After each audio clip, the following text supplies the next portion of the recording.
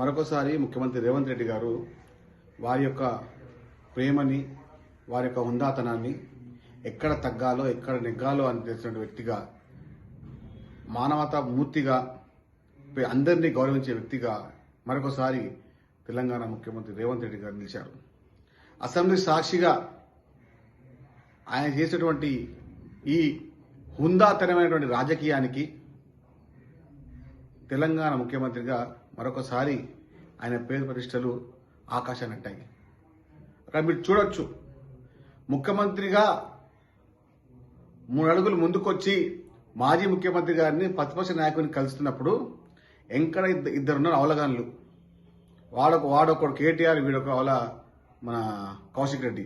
కనీస మర్యాద లేకుండా కుర్చీల్లో కూర్చొని గౌరవప్రదమైన వ్యవస్థలో గౌరవప్రదంగా మంత్రిగా పనిచేసి ఇప్పుడు ఎమ్మెల్యేగా ఉండి అహంకార భరితమైన వ్యవహారాలు చేసినటువంటి ఈ అజ్ఞాన ఎమ్మెల్యేలు, అహంకారపు ఎమ్మెల్యేలు మీరు భవిష్యత్తులో మరొకసారి శాసనసభకు రాకుండా తెలంగాణ ప్రజలు నేడు నిర్ణయించుకున్నారు.